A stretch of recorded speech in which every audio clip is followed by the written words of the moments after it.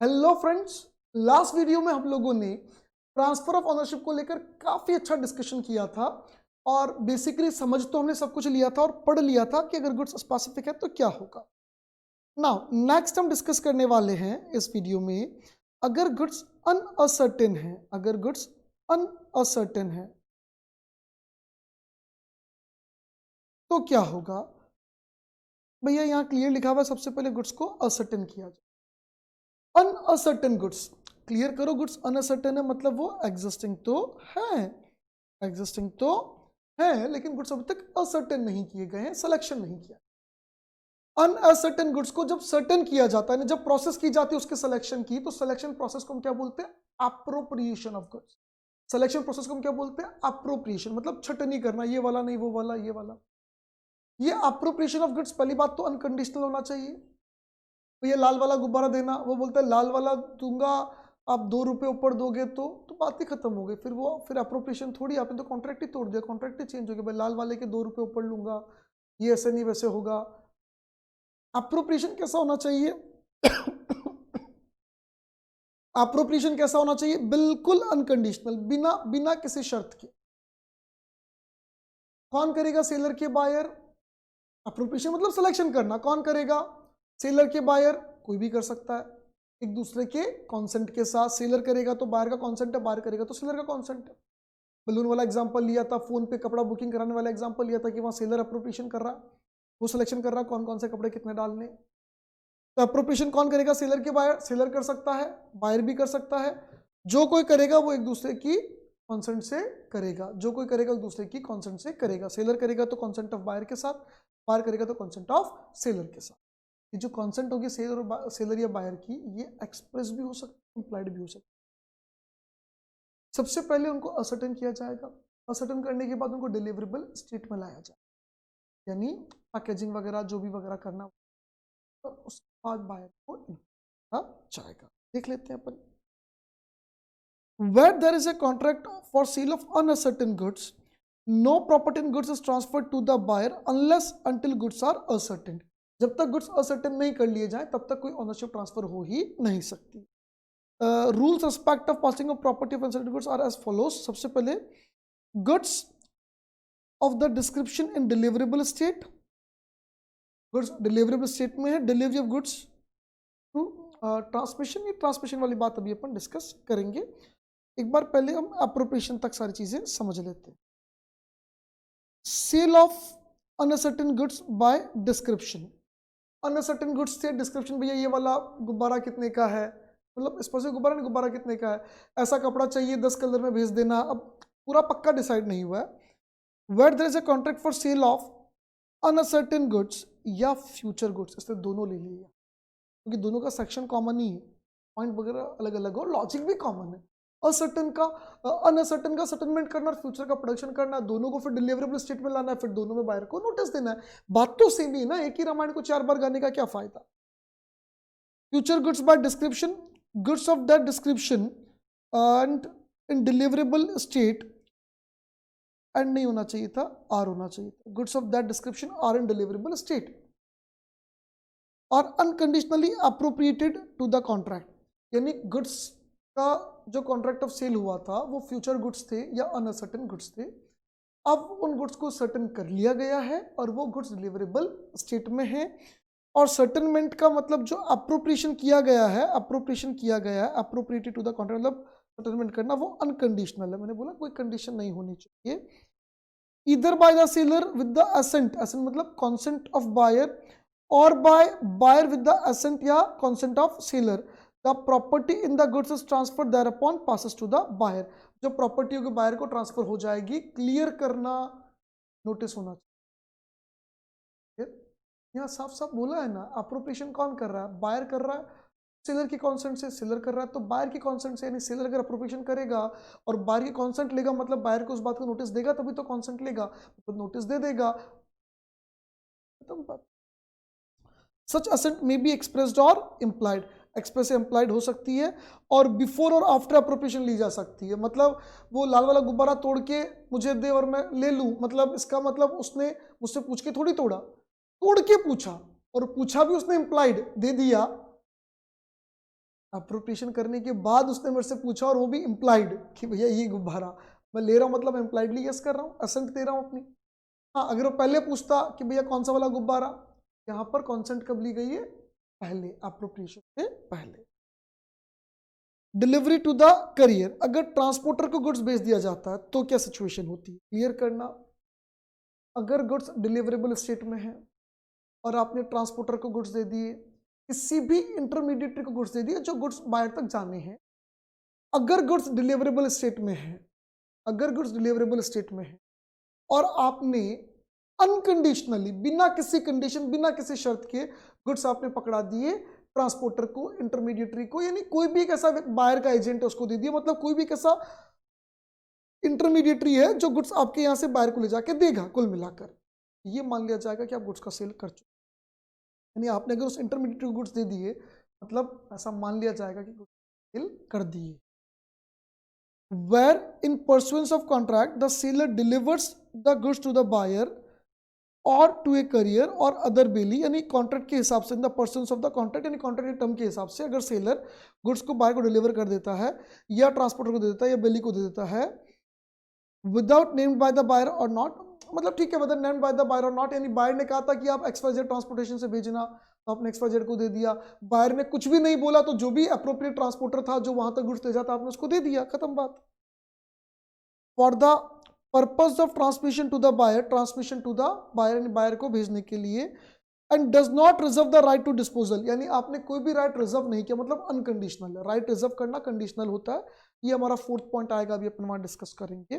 पर आपने कोई भी राइट रिजर्व किए बिना, कोई भी बात रिजर्व किए बिना आपने सीधा सीधा गुड्स उसको पकड़ा दिया, जैसे आपने गुड्स उसको पकड़ा दिया, हम क्या मानेंगे, he is deemed to have unconditionally appropriated the goods to the contract, यानी ऐसा मान लिया जाएगा कि आपने गुड्स का अप्रोप्रिएशन कर दिया है। और आप जैसे ही इस बात का नोटिस बायर को दोगे कि भैया गुड्स मैंने ट्रांसपोर्टर को दे दिए, ओनरशिप ट्रांसफर हो जाएगी, या बायर को बोल दो कि भैया गुड्स ट्रांसपोर्टर को दे रहा हूं और दे दो ट्रांसपोर्टर को, ओनरशिप ट्रांसफर हो जाएगी।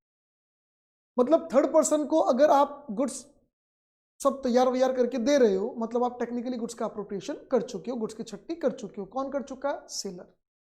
बायर की इंप्लाइड इंटेंशन है उसमें, ठीक है, आपने जिसे ट्रांसपोर्टर को दे दिया, अप्रोप्रिएशन वगैरह सब हो चुका है, अब खाली आपको बायर का नोटिस देना पड़ेगा, नोटिस तो देना ही पड़ेगा, नोटिस दिए बिना ओनरशिप ट्रांसफर होगा क्या, कभी भी नहीं होगा, नोटिस तो देना ही पड़ेगा। लेकिन आपने अगर ट्रांसपोर्टर को दे दिया और इस बात का नोटिस बायर को है, जानकारी है कि आप ट्रांसपोर्टर को दे चुके हो, तो ओनरशिप ट्रांसफर हो चुकी है, क्योंकि बायर को नोटिस है और आपने इंटरमीडिएटरी को दिया, एजेंट को दिया, ट्रांसपोर्टर को दिया, इसका मतलब आपने गुड्स का अप्रोप्रिएशन तो कर दिया, गुड्स का अप्रोप्रिएशन हो चुका है, गुड्स डिलीवरेबल स्टेट में, तभी तो आप डिलीवरी दे रहे हो उसकी, है ना, सब चीजें ठीक है, और इस बात का बायर को नोटिस है, तो ओनरशिप पर हो चुका।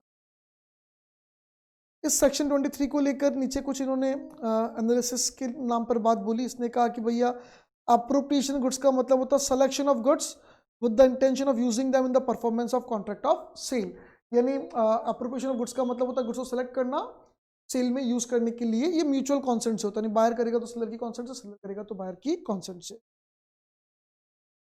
कॉन्ट्रैक्ट ऑफ सेल अगर अनसर्टेन या फ्यूचर गुड्स का है, क्वालिटी वगैरह को लेकर डिस्क्रिप्शन वगैरह हो चुका है और गुड्स डिलीवरेबल स्टेट में होने चाहिए, उसके बाद गुड्स को अनकंडीशनली यानी बिना किसी शर्त के अप्रोप्रिएट किया जा रहा है, यानी उसकी छटनी की जा रही, सिलेक्शन किया जा रहा है।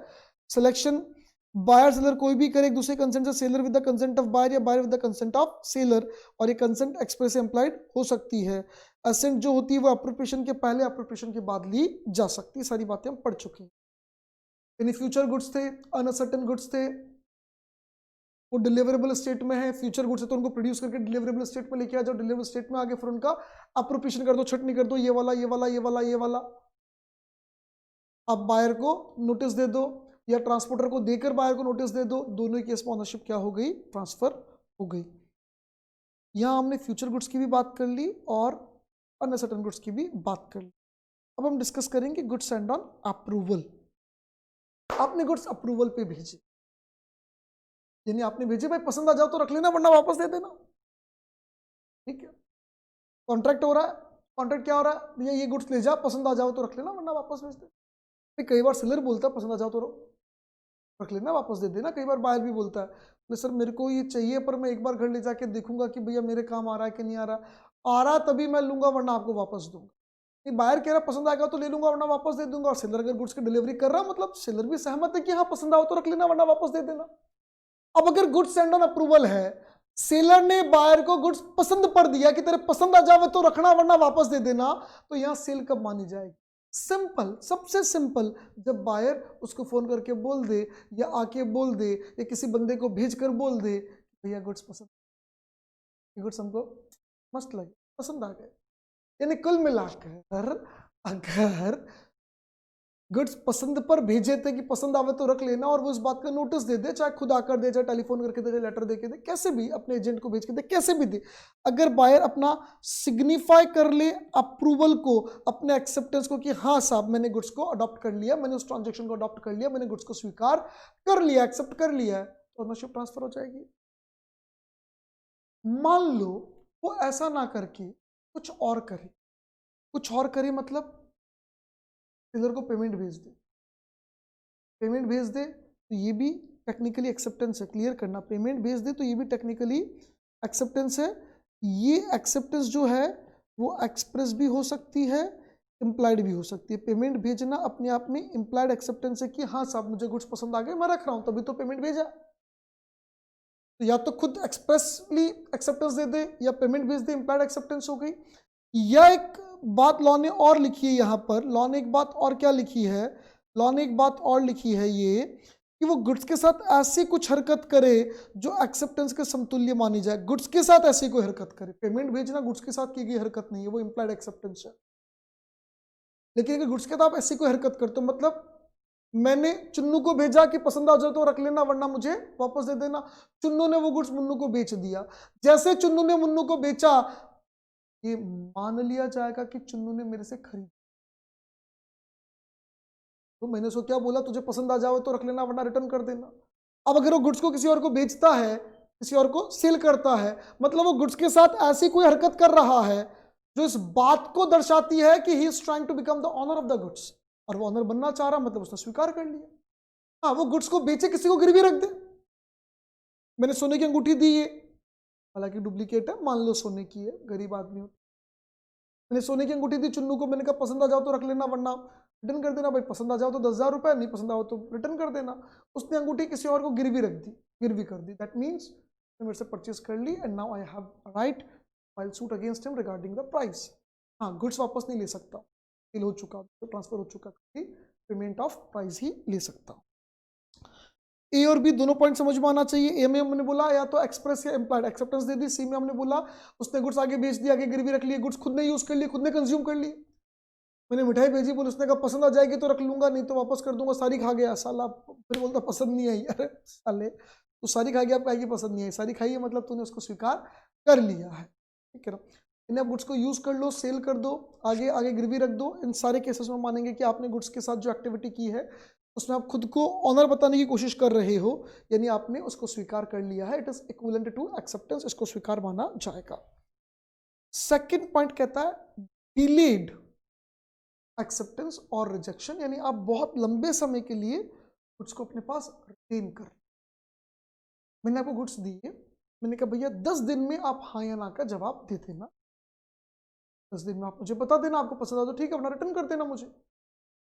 आपने 11वें दिन तक मुझे कोई जवाब नहीं दिया, 11 दिन हो चुके, मुझे कोई जवाब नहीं दिया, इसका मतलब ये निकलता है आपने उन गुड्स को स्वीकार कर लिया है, वरना आप जवाब देते।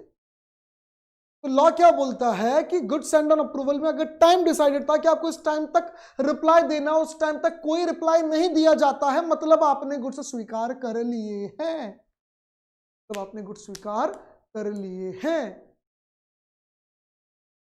एक और बात यहां पे इंपॉर्टेंट है, ध्यान देना इस पर, कोई टाइम डिसाइडेड ही नहीं था, 10 दिन 15 दिन 20 दिन कुछ सेट नहीं था, मैंने आपको रिंग भेजी, मैंने पसंद आ जाओ तो रख लेना वरना रिटर्न कर देना।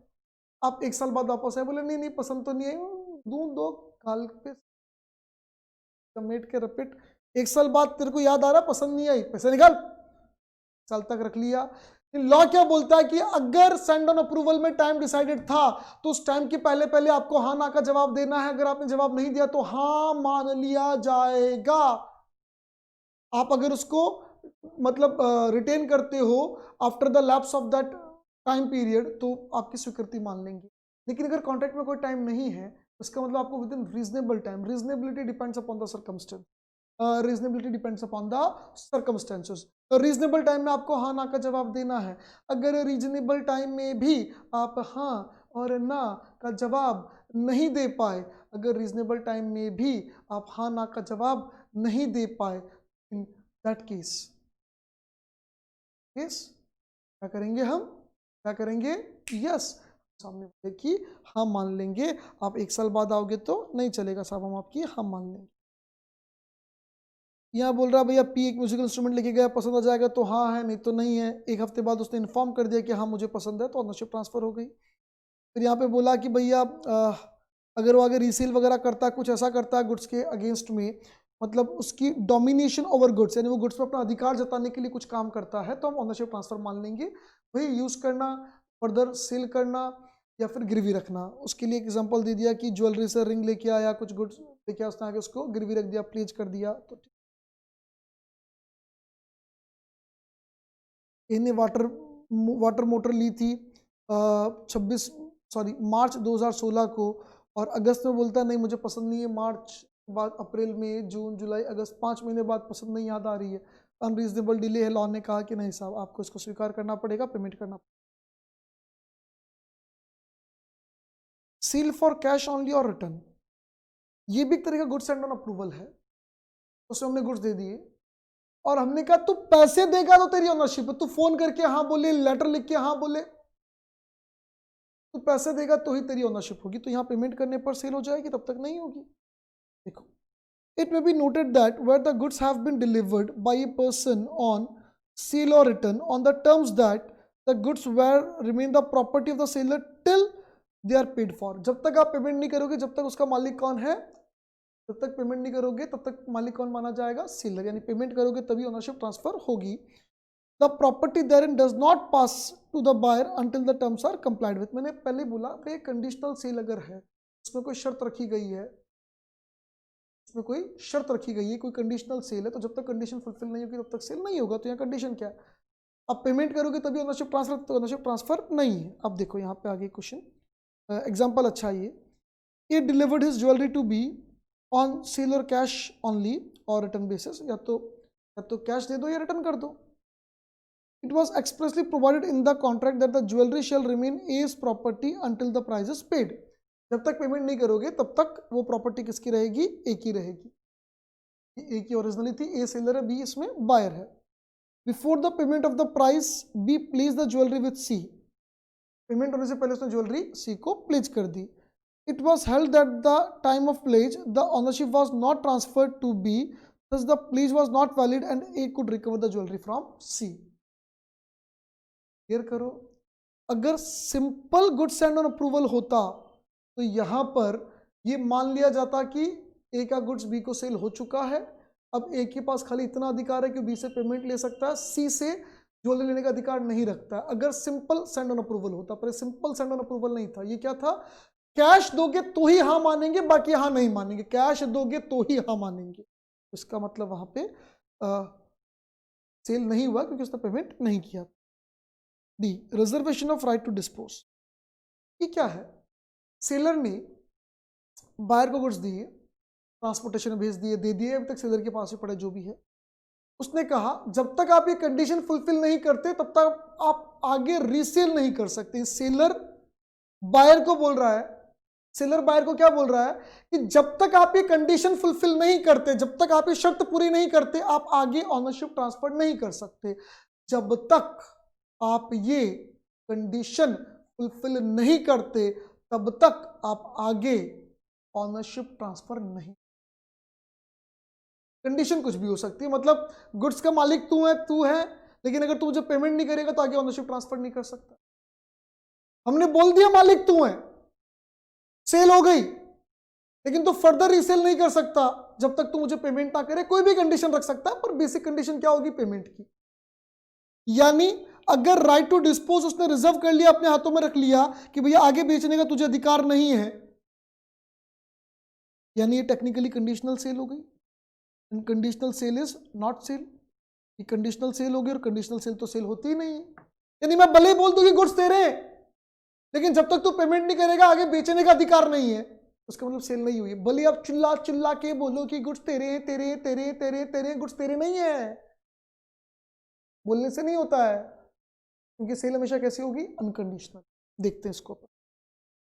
Where there is a contract for sale of specific goods or where goods are subsequently appropriated, या तो गुड्स पहले स्पेसिफिक थे या बाद में उनका अप्रोप्रिएशन किया गया, पहले अनसर्टेन थे। तो the seller may by the terms of the contract और appropriation reserve the right of disposal of goods until certain conditions are fulfilled. जब तक आप कंडीशन फुलफिल नहीं करोगे तब तक आप गुड्स को आगे डिस्पोज नहीं कर सकते हो, आगे यूज मतलब बेच नहीं सकते, गिरवी नहीं रख सकते, कुछ भी नहीं कर सकते। डिस्पोज करना मतलब उसको फर्दर यूज नहीं कर सकते हो गुड्स को, ना तो आप खुद यूज कर सकते हो, ना आप रीसेल कर सकते हो, ना आप उसको गिरवी रख सकते हो। तब तक आप ये कंडीशन फुलफिल नहीं करोगे। ये कंडीशन मतलब क्या हो सकता है? कैश पेमेंट नहीं दोगे, या आप मुझे पोस्ट डेटेड चेक दे दो। भाई अभी पैसा नहीं है, तो जब तक आप मुझे चेक नहीं दोगे, फ्यूचर की डेट का दे रहे हो, चेक नहीं दोगे तब तक आपका ओनरशिप नहीं। या मैंने बिल्स ऑफ एक्सचेंज लिखा, बिल्स ऑफ एक्सचेंज पे साइन करके एक्सेप्ट नहीं करते हो बिल्स ऑफ एक्सचेंज को, तब तक गुड्स आप आगे डिस्पोज नहीं कर सकते। यानी डिस्पोजल का राइट हमने रिजर्व किया है कि आप उसको फर्दर यूज नहीं कर सकते हो, ना तो यूज, ना सेल, ना प्लेज, कुछ भी नहीं कर सकते हो जब तक आप ये कंडीशन फुलफिल नहीं करोगे। कंडीशन क्या? कैश पेमेंट नहीं देते हो, कंडीशन हो सकती है। कंडीशन हो सकती है जब आप चेक नहीं देते हो मुझे। कंडीशन ये भी हो सकती है जब तक आप मेरा बिल्स ऑफ एक्सचेंज एक्सेप्ट नहीं करते हो, कुछ भी कंडीशन हो सकती है।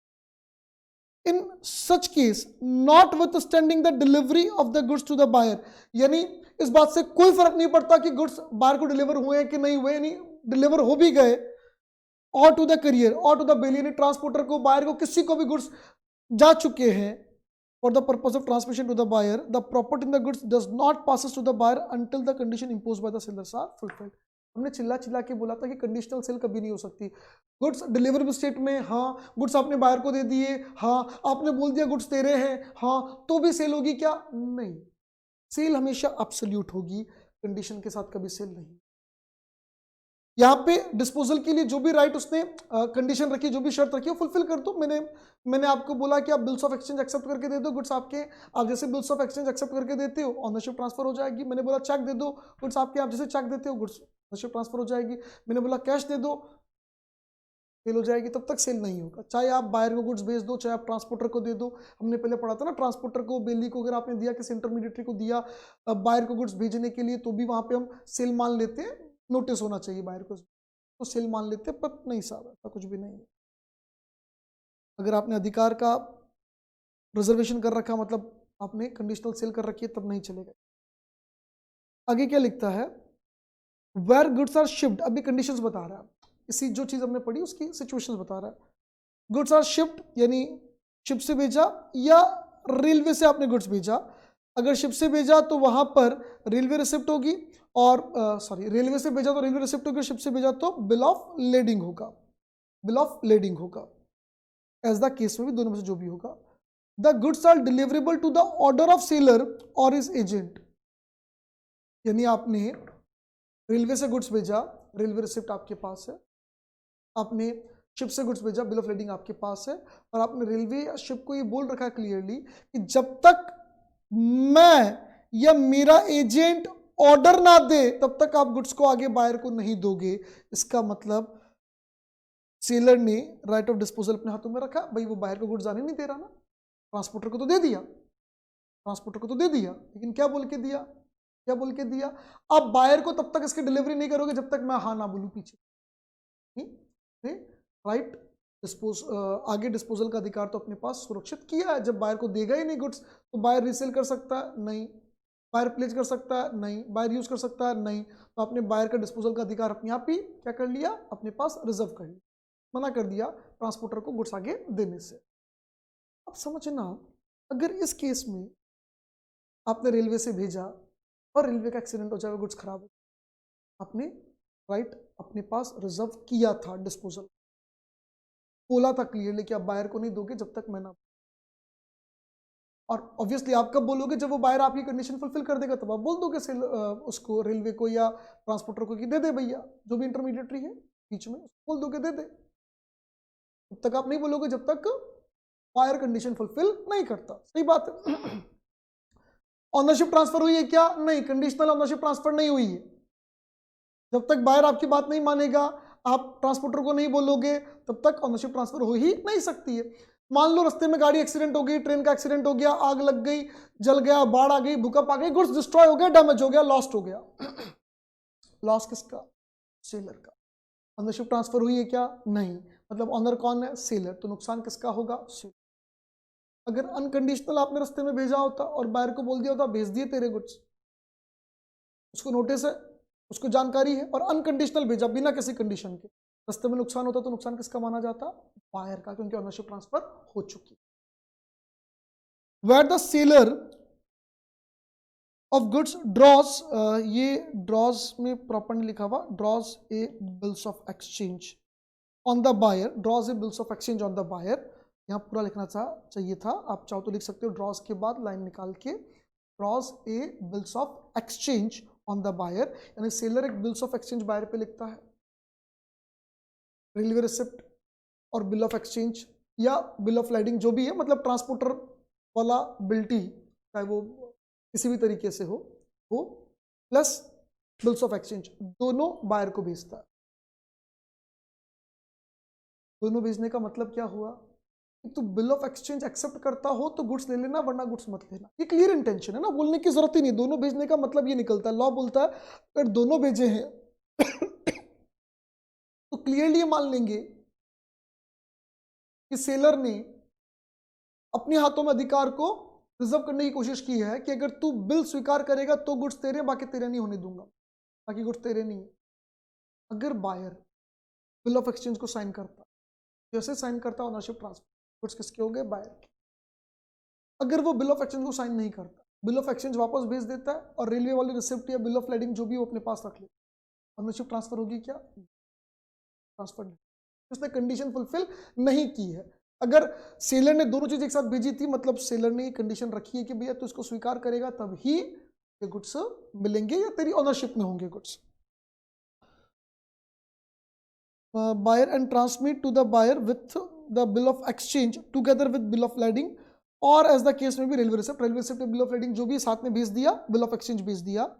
तो सिक्योर एक्सेप्टेंस, एक्सेप्टेंस को सिक्योर करने के लिए भी एक्सेप्टेंस चाहिए तेरी, और payment of bill of exchange या बिल ऑफ एक्सचेंज का पेमेंट रिसीव करने के लिए जो भी था। Buyer is bound to return the bill of lading और railway receipt if he does not honour the bill of exchange. अगर वो बिल ऑफ एक्सचेंज को स्वीकार नहीं करता, उसका सम्मान नहीं करता, उसका पेमेंट नहीं करता, उसको एक्सेप्ट नहीं करता है, तो उसे बिल ऑफ लाइडिंग या रेलवे रिसिप्ट भी वापस भेजना पड़ेगा। And if he wrongfully retains the bill of lading और रेलवे रिसिप्ट, प्रॉपर्टी उसमें ट्रांसफर नहीं होगी। क्लियर है? यानी आपने उसको बोला कि भैया ये बिल ऑफ एक्सचेंज तेरा पुराना था, पेमेंट डेट आ गई, ये बिल ऑफ एक्सचेंज और ये रेलवे रिसिप्ट, तो उसको बिल ऑफ एक्सचेंज का पेमेंट करना पड़ेगा।